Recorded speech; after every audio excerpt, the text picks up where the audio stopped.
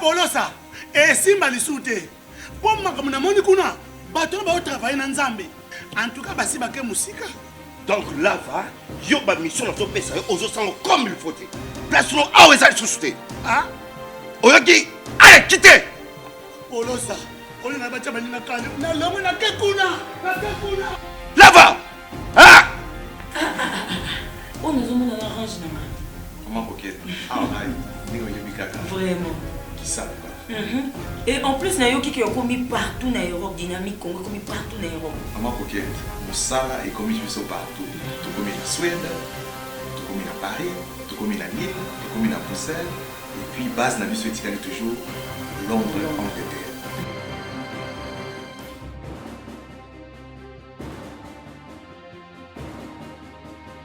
Biso na dynamique Congo. Toza ko avancer na nkolo.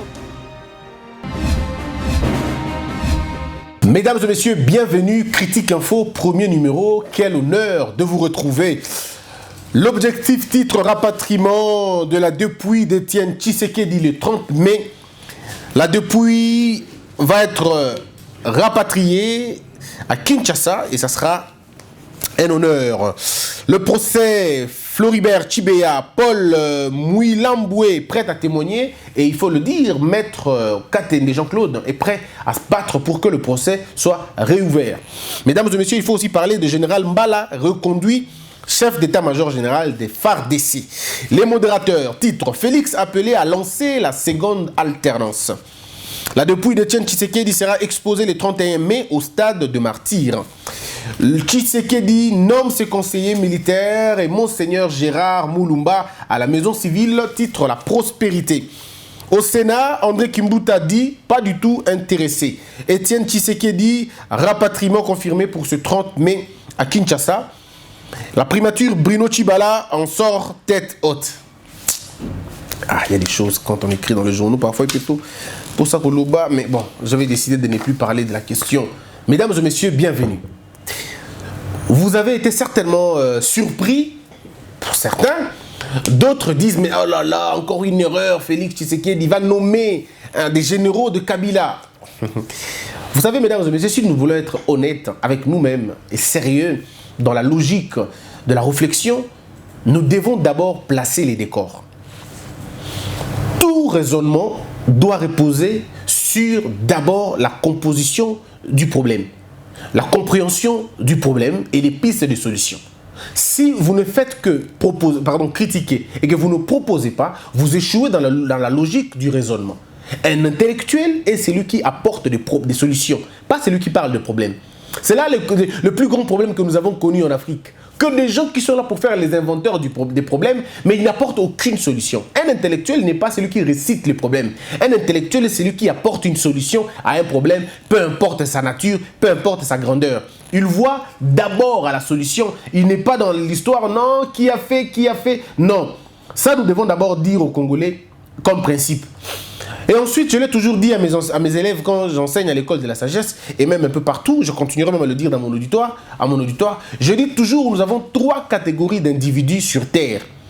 La première catégorie est la catégorie la plus répandue dans le monde, c'est la catégorie des gens qui font le constat. Ce sont ceux qui font des constats. Ah, le pays est détruit. Ah, le pays a fait ceci. Ah, le pays a fait cela. Ce sont des gens qui font des constats. Alors, ils sont nombreux. Et par moments, on pense qu'ils sont intelligents, mais en réalité, ils ne sont pas forcément intelligents. C'est simplement des gens qui ont vu noir là où c'était noir, blanc là où c'était blanc. C'est une partie infime, alors infime, mais vraiment élémentaire de l'intelligence. Alors, ils sont très nombreux, ils pullulent parfois nos médias et ils ne font que des constats. La deuxième catégorie, à mon avis, c'est la catégorie de ceux qui posent des questions. Ce sont des curieux. Ils sont plus que ceux qui font le constat, parce que ceux qui font le constat sont dans les staticos. Ils ne sont là qu'en train de dire « Oh, on nous a fait du mal. Oh, on a tué quelqu'un. Oh, il y a la dictature. Oh, il y a ceci, cela. » Bref, ils ne sont que dans ça. Mais il y a la deuxième catégorie, c'est la catégorie de ceux qui posent des questions. Cette catégorie n'est pas elle n'est pas vraiment assez nombreuse, parce que ça demande beaucoup de choses. Ça demande de dépasser les stades du constat pour poser la question de pourquoi ça se fait. Et comment nous devons nous en sortir. Ce sont des gens qui posent des bonnes questions. Pourquoi c'est arrivé? comment il faut s'en sortir. Mais malheureusement, ils ne vont pas plus loin pour trouver des réponses à leurs propres questions. Et cette catégorie est très dangereuse parce qu'elle donne naissance à une autre catégorie. C'est la catégorie des profiteurs, des aventuriers, des égoïstes. C'est des gens qui prétendent avoir des réponses alors qu'ils n'en ont pas. Et ils viennent pour finalement abuser. Ils viennent pour voler. Quand les gens ont un problème de dos, au lieu d'étudier pour savoir qu'est-ce qui nous a causé ces problèmes de dos, ils disent, bon, comment on va faire pour s'en sortir? Alors, il y a une maman qui sort au coin pour dire, voilà, moi j'ai un médicament, si vous le prenez, ça vous guérit le dos. Et du coup, cette maman n'est pas médecin, mais charlatan. Mais comme on est dans le problème, on veut trouver une solution, on s'adonne même à n'importe qui, même à ceux qui n'ont pas de solution à nous donner. Mais parmi les catégories là, la troisième catégorie, alors c'est la catégorie des gens qui ne sont même pas nombreux. C'est la catégorie des gens que vous risquez de trouver 10 dans un état, ou 20 dans un état, ou 1 dans un état. C'est la catégorie des illuminés. C'est la catégorie de ceux qui répondent aux questions.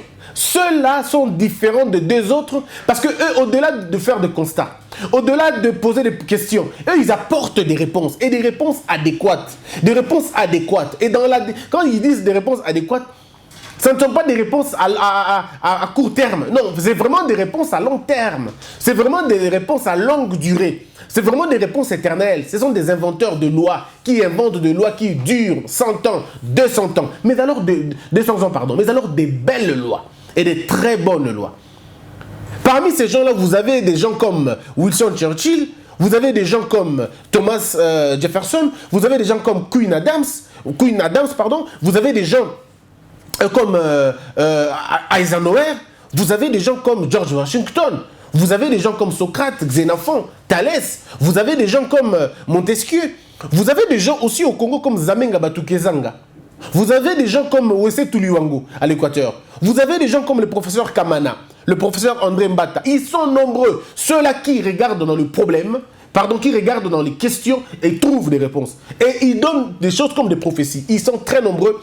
Même au Congo, ils sont nombreux. Mais le problème, c'est que ces gens-là, on ne les écoute pas. Ces gens-là, on ne les entend pas. Quand ils parlent, les gens pensent que ce sont des fanatiques, alors qu'en réalité, ils ont atteint la haute sphère de la connaissance.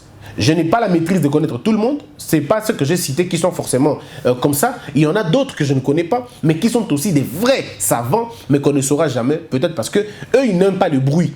Ils aiment la concentration. Et donc, nous avons des problèmes. Voilà pourquoi je dis, mesdames et messieurs, posons d'abord le problème. Nous venons d'où? Nous sommes partis d'un système, je veux dire, dictatorial. Le système de Mobutu, le système de Kabila le père et le système de Joseph Kabila. La dictature de Joseph Kabila était une dictature douce. Une dictature de fond. Mais ce n'était pas une dictature de forme. Parce que vous aviez quand même une république avec les infrastructures. Mais en réalité, les infrastructures républicaines. Mais en réalité, des infrastructures dépourvues de sens.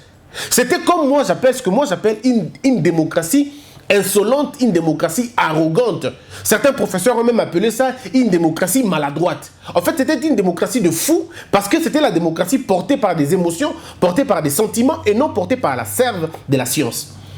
Et quand on arrive à comprendre, à percevoir déjà ces problèmes-là, on comprend que c'était difficile. En quoi est-ce qu'une démocratie de cette façon-là se repose? Ça repose généralement sur la corruption, ça repose généralement sur la médiocrité, mais surtout sur la médiocratisation. Ça veut dire un système qui produit les médiocres. Un système qui produit, qui prône le médiocre, qui protège les médiocres et qui fait en sorte que tous ceux qui sont brillants, tous ceux qui sont intelligents soient éjectés du système. Je le dis l'autre fois, que l'appareil est devenu un appareil injectoire de la médiocrité, mais éjectoire de la méritocratie. Et donc, de ce fait, vous ne pouvez pas comprendre un développement dans ce sens-là. Un régime d'occupation, un régime qui a finalement détruit le peuple, qui a abruti tout un peuple et qui s'est rassuré de l'abrutissement collectif. Pour dire de l'imbécilisation collective. Cette gouvernance a tablé sur ces faits-là. Et maintenant, il fallait quoi? Cette gouvernance, quand elle arrive, elle doit composer avec ceux qui trouvent. Machiavel le dit. Le prince compose avec les principautés qu'il trouve sur place. Et parmi les principautés qu'on a trouvées sur place, on a trouvé des gens qui avaient refusé de fuir. Et du coup, même l'armée. Il y avait d'abord les forces publiques. Les forces publiques qui se transforment en phase. Phase qui va se transformer en ce qui peut FAC. FAC qui va se transformer en FRDC. Voyez-vous? Et maintenant, nous allons continuer. Mais les mêmes personnes sont toujours là. Les mêmes personnes sont toujours là. Et nous n'avons pas changé les personnes qui étaient dans ce truc. Et à partir de 2000, on a eu un autre style d'armée. Un autre mouvement est entré. C'est le mouvement de l'infiltration au sommet. Des gens qui ont comploté contre l'État, des gens qui ont vendu les armes, des gens qui ont détruit ce pays, des gens qui ont finalement fait le commerce dans l'armée. C'était des gens qui sont devenus des généraux par cette mouvance quand elle est arrivée. Et donc, nous allons aux élections en 2018. Félix Tshisekedi remporte les élections. Mais il se pose un problème. Il remporte les élections, mais il est seul. Il remporte les élections, il n'a pas un pouvoir qui l'accompagne. Il n'a pas de députés fauchés par le peuple, mais aussi fauchés par l'appareil qui était programmé à tricher et pas programmé à construire une transparence électorale. Bloqué sur la question. Alors dites-moi, comment M. Félix allait s'en sortir? Rien du tout. Il était donc obligé de faire une coalition ou de cohabiter. Donc, entre la coalition et la cohabitation, l'enjeu le plus difficile, c'est la cohabitation parce que ça va vous prendre beaucoup de temps. L'enjeu le plus facile, c'est, le moins mal, c'est l'alliance. Faire une alliance. Une alliance, c'est bien, mais une alliance a beaucoup plus, a une facture à payer. La facture à payer, c'est une sorte d'aliénation. Vous allez écoper du bilan des autres. Ce qui fait que le mal que le régime a fait au peuple congolais, le régime passé, a fait au peuple congolais, le peuple congolais n'est pas prêt à oublier ce mal-là. Et du coup, toute personne qui s'approche à ce mal-là devient lui aussi mal. Nous avons ici deux problèmes. Le problème de l'idéalisme du peuple et le problème du réalisme politique du président actuel, ça veut dire Félix Tshisekedi. L'idéalisme du peuple, c'était lequel? C'était que quand Félix Tshisekedi sera président, que tout le monde puisse partir, que ce soit Félix ou que ce soit Martin Fayulu. Qu'on arrête Kabila, c'était ça l'idéal du peuple, et vous entendez parler du peuple, le peuple dit la même chose. Bakanga Kabila, Bakanga généraux naïfs, parce que pour une partie de la population, tous ceux qui sont à l'armée aujourd'hui sont des Rwandais. Mais quand vous leur posez des questions, citez-moi 7 noms des généraux rwandais, alors ils commencent à chercher. Oh non, je ne dis pas qu'ils n'existent pas, mais je dis ceux qui avancent, postulent. Quand vous leur posez des questions, bon, papa, qui est rwandais, Congo. Si tu as 2 colonels, 3 colonels, 7 colonels, ça commence à devenir un problème. On appelle ça en français des mentalités prêtes à porter. Ça dit des mentalités dont on n'est pas propriétaire. Et quand vous n'êtes pas propriétaire d'une mentalité, vous ne savez pas l'énoncer, entrer en détail parce qu'elle ne vous appartient pas. Et donc, quand nous revenons un peu plus haut, vous allez vous rendre compte que l'armée a été déjà un problème. M. Félix avait été dans l'obligation d'être réaliste. C'est le réalisme politique. Il est le premier à l'avoir fait. Mais M. Katumbi a compris aussi qu'il fallait finalement aller travailler. M.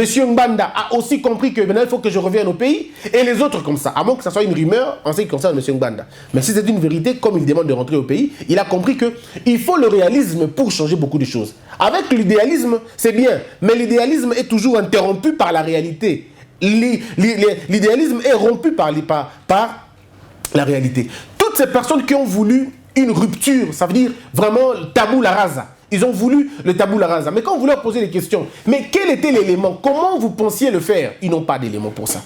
Parce qu'ils ne savent pas comment faire en réalité. Ils ne savent pas comment résoudre ce problème. On est allé dans un problème sérieux. Et donc, vous vous trouvez dans une situation où vous avez un président, mais qui n'a pas l'essentiel du pouvoir. L'Assemblée provinciale, l'Assemblée nationale, le Sénat, le gouvernement même, l'exécutif, tout entre les mains de l'autre. Vous avez donc une armée qui a été à un moment donné personnalisée, attribuée en bien ou en mal au président Kabila, qui s'était identifié de cette armée-là, à cette armée-là. Et du coup, tous les Congolais, de façon générale, tous, on n'avait vraiment plus une confiance en l'armée. Bon, la confiance de l'armée n'a pas été entamée aujourd'hui. Même à l'époque, c'était déjà une mentalité à Kala. Quand vous avez l'armée, vous avez peur. Déjà, cette histoire vient d'où? Cette histoire vient de la Belgique. C'est les Belges qui ont imprimé ça dans la tête des Congolais d'avoir peur des militaires. Souvenez-vous que la force publique à l'époque coupait les mains des gens, coupait les bras des gens. La force publique, les militaires belges. Ils entraient dans les villages, ils sèmaient la terreur, ils coupaient les bras quand on n'arrivait pas à payer les caoutchoucs. Du coup, cette histoire est restée dans la tête des gens. Culturellement, c'était resté comme ça. Et vous allez même le remarquer, peut-être pas vous, mais nous, quand on grandissait, pour nous calmer, ou si tu veux vraiment calmer ton enfant, qu'il arrête de déranger, dites-lui seulement, Zéla, Norbengelo Soda, je vais appeler les militaires. Tu as vu les militaires? Et l'enfant a peur, il arrête de déranger. Et du coup, c'est resté dans notre tête que les militaires étaient un instrument de terreur Les militaires doivent nous faire peur. Et c'est resté comme ça jusqu'à aujourd'hui. Cette confiance, on ne l'a pas rétablie. On n'a pas fait des dialogues sociaux, on n'a pas fait des dialogues nationaux pour discuter sur la question d'unir le militaire et le civil. Pour faire comprendre aux Congolais que le militaire n'est pas ton ennemi. Le militaire est au contraire ton protecteur. C'est ce que vous allez voir. Les statistiques ont prouvé que 3 Congolais sur 10 sont capables ou sont en mesure de donner à un militaire l'argent quand il demande l'argent en route. 3 seulement sur 10. C'est pour dire que le capital confiance est vraiment pratiquement détruit. Hein? Le capital est pratiquement détruit. Et même dans le 3 là, il est encore prouvé que dans le 3 là, il y a 2 qui ont des antécédents militaires, qu'est-ce que je veux dire, pas des antécédents, qui ont des relations avec des militaires d'une manière ou d'une autre, directement ou indirectement. Et l'autre, peut-être qu'il a simplement aimé de le faire. Donc vous vous rendez compte que la confiance entre civils et militaires, cette confiance a été détruite, mais personne n'a trouvé le moyen de le refaire. Bon, parce que ça profitait au régime. Ça profitait au régime d'avoir une armée qui fait peur, qu'une armée qui rassure. Souvenez-vous, quelle est l'image qu'on avait des Moura? C'était des gens intolérables, des gens intolérants, des gens intraitables, des gens inhumains, des méchants et tout. C'était ça ce qu'on promenait. Et le gouvernement avait entretenu ça.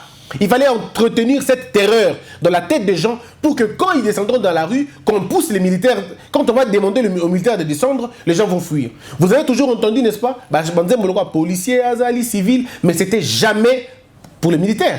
Les militaires, on savait que eux sont Meki Bagobé Tamassasi. Et donc c'était comme ça. Même à l'époque de Mobutu, on avait des hiboux. On disait que les hiboux étaient castrés, les hiboux faisaient 2 mètres. Donc on véhiculait ce qu'on appelle des idées métasociaux. Je crois métasociaux, oui. On envoyait ces idées-là, qu'on appelle aussi métaphysiques, ou qu'on appelle aussi des idées dissuasives, pour finalement vous faire peur. C'est là les grands problèmes, mesdames et messieurs. Donc cette armée-là déjà était considérée comme une armée de Kabila. Il y a même d'autres qui sont allés plus loin pour dire que c'était une milice. Il y a même des gens qui ont pensé que Moura était une milice de M. Kabila. Pourtant, c'était un détachement. C'était une unité détachée à la présidence. Mais cette unité de Moura est une unité de l'armée congolaise. Jusqu'aujourd'hui, il y a des Congolais qui pensent que Moura, ce n'est pas FRDC. Moura, c'est une autre armée. Non. Moura, c'est une... parce que ça vient d'un village qu'on appelait Moura. Mais en réalité, ces gens ne sont pas comment on appelle, c'est pas une milice. En termes des institutions, ces gens sont de l'armée, des FRDC. Maintenant, si tu trouves un militaire informé, il va te dire, nous, il y a des tenues tâche-tâche, qu'on appelle unité garde républicaine, et d'autres qu'on appelle tenues vertes. Ça veut dire FRDC. Et donc, ces gens viennent des FRDC. Maintenant, il faut arriver au point de comprendre pourquoi le Moura s'est comporté de cette façon-là. Je vous ai dit, c'était fait à dessein. Il fallait que ces gens-là vous terrorisent pour que vous n'ayez pas l'idée de vous revendiquer ou de vous révolter. C'était ça. Alors, ce mécanisme a duré pendant 18 ans. Il fallait maintenir un peuple dans la peur, dans la terreur, dans la captivité. Pas de marches, pas de protestations, rien du tout. Et donc, il fallait mettre ça maintenant. Alors, aujourd'hui, comme Félix Tshisekedi est arrivé au pouvoir, et qu'il doit commencer à lui maintenant sa nouvelle gestion, l'idéalisme du peuple va rencontrer un choc. Le choc, c'est quoi? C'est la réalité. La réalité de quoi? La réalité de la gouvernance. Maintenant, comment M. Tshisekedi va-t-il faire? Quels sont les militaires avec qui il doit travailler? Est-ce qu'il faut qu'il renvoie tous les 3000 hommes ou les 4000, je ne sais pas moi le nombre qu'on a exactement? Est-ce qu'il faut renvoyer tous les militaires à la maison et refaire une autre armée? Bon, pendant ce temps, comment va le pays? Pendant ce temps, qui dirige quoi? Est-ce qu'on s'est posé cette question-là? Bon, les gens ont dit non, mais pas eux, mais qu'on enlève tous les généraux. Très bien, on va enlever tous les généraux. Mais qui va commander l'armée en ce moment? Vous vous rendez compte qu'ici, la question, ce n'est même pas élaguer l'armée. La question ici, c'est de comprendre le problème de notre armée. Comprendre la pression politique de l'armée, la pression sociologique de l'armée, la source d'origine de notre armée, mais aussi la source du pouvoir de l'armée. Il y a beaucoup d'infiltrés. Notre armée est l'armée la plus infiltrée dans le monde. Il faut maintenant arriver à voir qui nous ont infiltrés, à partir de quand ils nous ont infiltrés et quels sont les moyens qu'ils ont utilisés pour nous infiltrer. Quand on aura compris cela, ça va changer beaucoup de choses. Et ça ne se passe pas par une ordonnance présidentielle, mais ça se passe généralement par des états généraux de l'armée. Il faut finalement qu'on fasse un état des états généraux de l'armée pour que le militaire congolais puisse comprendre qu'il est d'abord au service de la nation, pas au service du président. Il faut que le président se détache de l'armée, même s'il est le commandant suprême. Mais il faut qu'il se détache politiquement de l'armée, mais qu'il se rapproche idéologiquement de l'armée. L'armée doit avoir une idéologie. L'idéologie se trouve dans l'hymne national. L'idéologie se trouve dans les emblèmes du pays. L'idéologie se trouve dans notre sens républicain. Nous ne pouvons pas trouver l'essence de notre armée dans les appartenances politiques, tribales, ethniques ou même, je veux dire, scientifiques. Oui, scientifiques, oui. Mais nous devons trouver le sens de notre armée dans l'idéologie de la nation, l'idéologie de notre pays. Voyez-vous? Alors, donc, quand on dit maintenant que le président a nommé un général, il a reconduit le général, comment on l'appelle, le général Mbala. On dit, oh là là là là là là, il a fait une erreur. Mais ça, c'est le général de M. Kabila. Il faut qu'on le dise. M. Mbala vient d'où? Mesdames et messieurs, le général Mbala était d'abord officier à l'époque de Mobutu. C'était un ancien effoïste. On raconte de lui qu'il est formé. On a dit qu'il est formé. Il est bien né avant moi, bien sûr. Il a évolué dans l'armée avant moi, bien sûr. Mais ceux qui l'ont connu disent de lui quelqu'un de très bien, quelqu'un qui a évolué pendant très longtemps dans la période de Mobutu. Il serait colonel ou capitaine, je ne sais vraiment pas à quel niveau il était. Mais on dit qu'il était déjà officier à l'époque de Mobutu. Quand Laurent Désiré Kabila arrive, M. Mbala ne fouille pas, je ne sais pas s'il a fouillé ou pas, mais on dit qu'il n'a pas fouillé. Il est resté travailler avec Laurent Désiré Kabila, mais qu'il n'avait vraiment pas beaucoup utilisé. Il sera beaucoup plus utilisé par Joseph Kabila Kabange, qui fera de lui un général. Et puis ça s'arrête là. Mais maintenant, quand M. Félix arrive, M. Félix pose la question à Kabila, à M. Kabila. Il dit à M. Kabila, on va bien faire les choses. Seulement moi, pour moi, je ne mettrai pas à l'armée des généraux impliqués dans les rapports internationaux.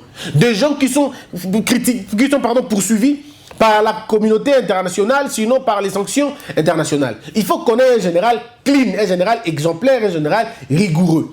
Alors il faut trouver au sein de l'armée qui est le mieux dans tout ça. Parmi les noms qu'on proposait, il y avait le nom de M. Mbala. Et M. Mbala se retrouve être quelqu'un qui n'a pas beaucoup d'acquaintance avec l'ancien régime dans le sens du mal. Alors, est-ce qu'on nomme un général parce que l'on veut? Est-ce qu'il faut que M. Félix Tshisekedi parte nommer quelqu'un de l'UDPS, Kachaï général, quand on sait que l'UDPS n'avait pas de milices et que l'UDPS n'était pas une armée?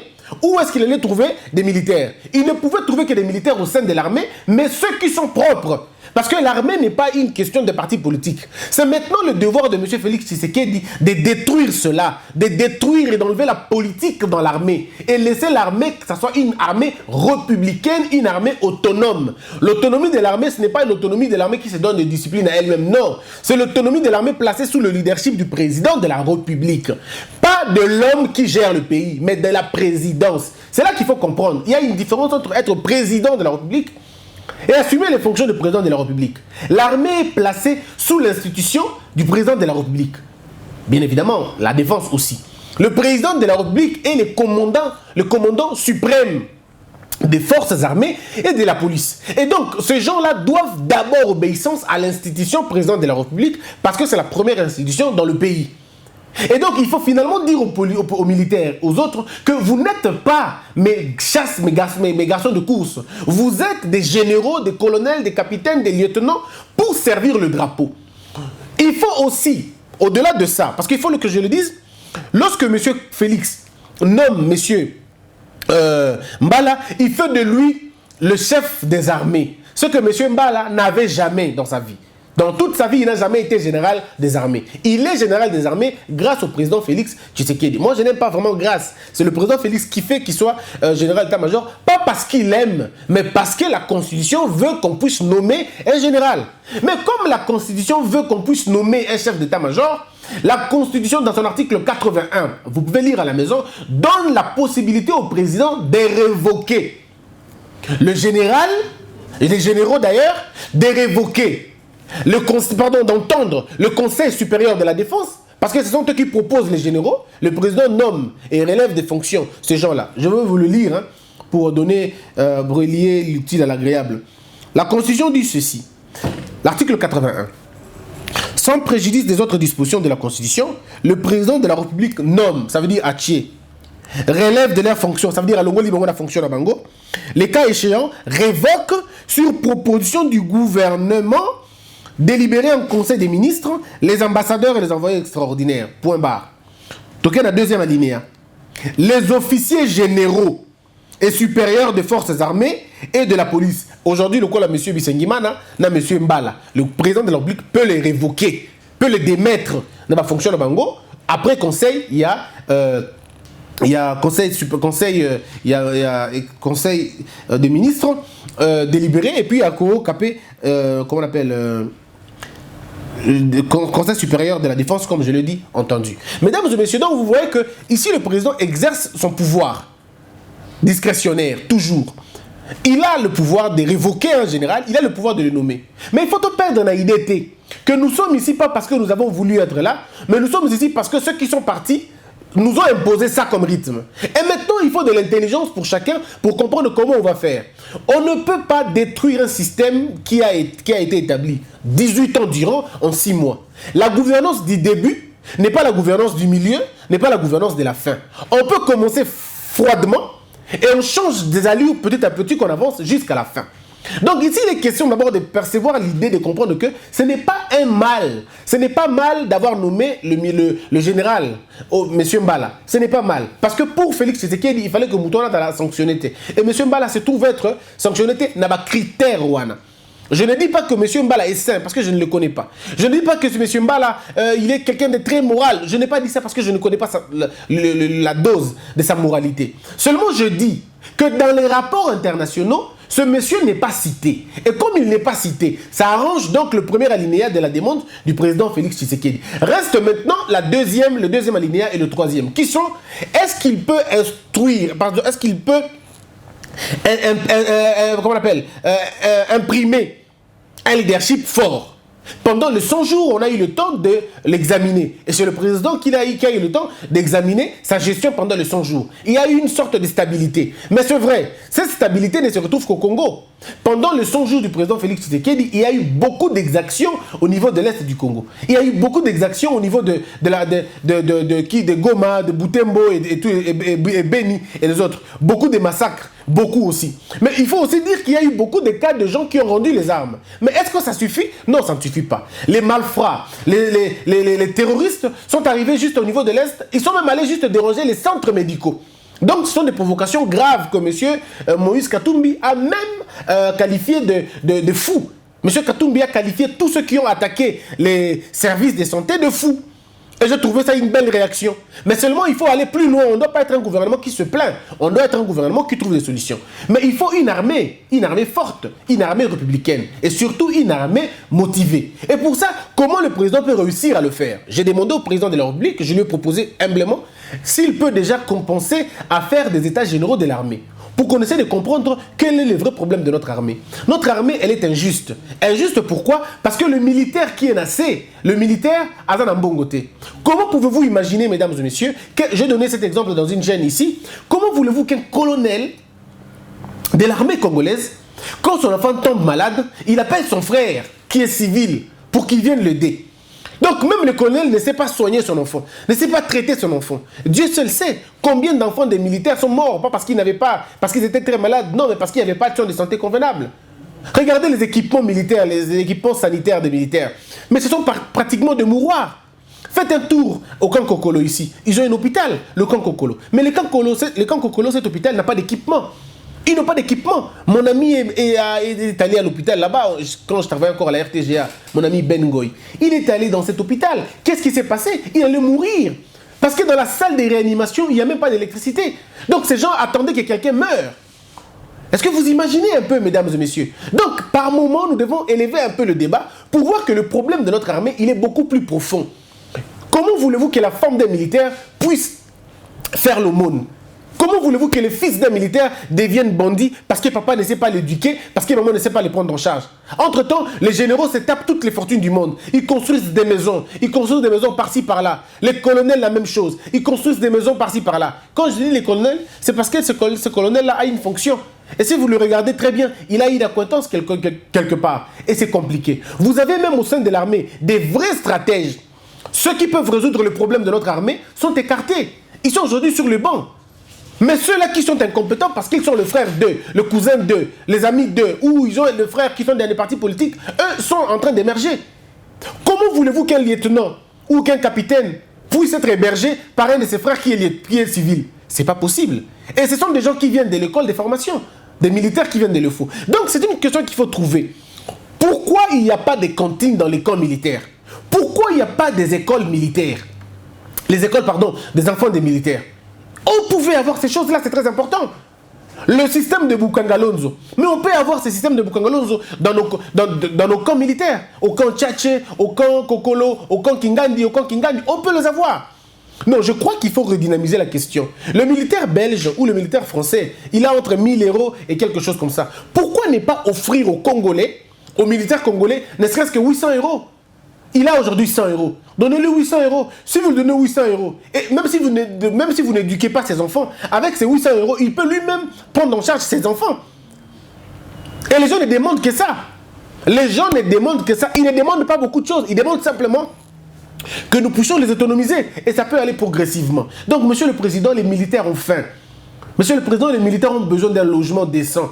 Monsieur le Président, les militaires ont besoin d'une vie décente. Les militaires ont besoin d'une stabilité de leur famille. Les militaires ont besoin de cela. Donc, si vous le prenez en charge, vous allez vous rendre compte que les choses vont changer dans ce pays. On aura donc une armée, je veux dire, de développement. Et quand on l'aura fait, on aura changé beaucoup de choses. Alors, en ce qui concerne Monseigneur, permettez-moi de le dire dans la deuxième partie pour vous expliquer quelles sont les tâches d'un chef de la maison civile. Mais l'actualité aujourd'hui a tourné autour de cette question-là. Le président a nommé un général d'état-major, mais surtout un monsieur de la maison civile aussi, de la maison militaire aussi. La maison militaire du chef de l'État. Maintenant, il faut trouver des gens bien, des gens formés, des gens très bien. Il faudrait que le président de la République, Alongo, généraux Yamabe, au basa cité dans l'armée, dans Kambu Yamabe, on nous a parlé de l'auditorat général des FARDC, qui est le parquet le plus important au niveau de notre justice militaire. Et ça, c'est qui déjà qui gère l'armée? J'ai son nom. Il s'appelle le général Moukoutou. Le général Moukoutou, il est l'auditeur général des FARDC. Je demande au président, je ne connais même pas ce général en question, mais je demande tout simplement au président, Monsieur le Président, essayez de donner beaucoup plus de pouvoir à l'auditeur général des FARDC. Si vous avez besoin de discipliner l'armée, discipliner le parquet. D'abord, Monsieur le Président, vous avez besoin de redynamiser la cour, la haute cour militaire. Vous avez besoin de redynamiser le parquet militaire. Vous avez le AGF, Général Moukoutou, donnez-lui beaucoup plus de pouvoir et permettez à ce général-là de traquer tous les mafras. Il est général, je crois, 2 ou 3 étoiles. Donc, il en a la capacité d'arrêter tous les généraux cités dans les mâles. Maintenant, il en a eu le pouvoir. Alors, donnez-lui ce pouvoir-là, Monsieur le Président. Vous allez voir ce qui va se passer au niveau de l'armée. On aura une armée disciplinée si on a un général Moukoutou fort. Parce que c'est lui le général. Maintenant, c'est lui l'AGF. Maintenant, il n'y a pas deux qui ont son grade. Alors, s'il vous plaît, faites un effort, Monsieur le Président. Je crois que vous allez nous écouter et vous allez redynamiser ce côté-là. Appelez le procureur, le général Moukoutou. Appelez le général Moukoutou, Monsieur le Président. Si vous pouvez l'appeler, lui, appelez-le. Si vous pouvez appeler le procureur général de la République près la cassation, et vous pouvez l'appeler aussi, vous pouvez appeler le haut magistrat, faites une étude, discutez et disciplinez les Congolais. On en a besoin. Que les militaires aient peur de voler un civil. Que les militaires aient peur d'interspecter civilement Nanzela. Disciplinez les militaires, mais le général Moukoutou peut être votre clé. Je peux le dire, je ne le connais pas. Mais comme il est l'AGF, il peut régler beaucoup de questions. Et nous avons besoin du changement pour que ça marche. Si lui ou si quelqu'un d'autre, mais que ça soit quelqu'un de si outillé, et vous allez très bien. Merci beaucoup, mesdames, mesdemoiselles et messieurs. Si vous avez aimé mon analyse, je rappelle ici que ce n'est qu'une analyse. Ça n'a rien à voir avec une parole d'évangile. Je peux me tromper aussi sur toute la ligne, mais ça reste une analyse à prendre ou à laisser. Abonnez-vous massivement. Merci pour les 36 000 personnes abonnées. Ça nous a vraiment un très grand plaisir, un très grand bien. Je vous dis merci de vous savoir nombreux et merci. On se retrouve à la deuxième partie. Merci à Homo Fortus Elikia, merci à Jérémy Mekandi Mangboko, qui est la peur quitte nos esprits et que Dieu bénisse la RDC.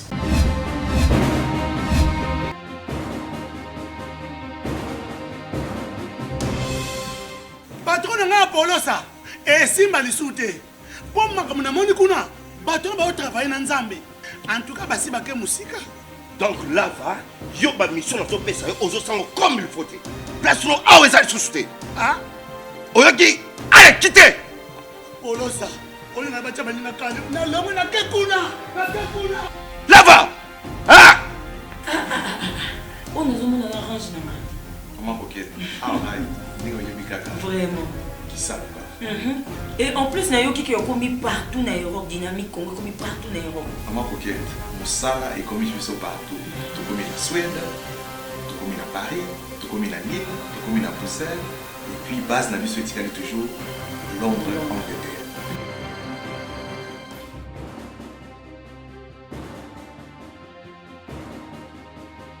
Biso na dynamique Congo, toza ko avancer na nkolo.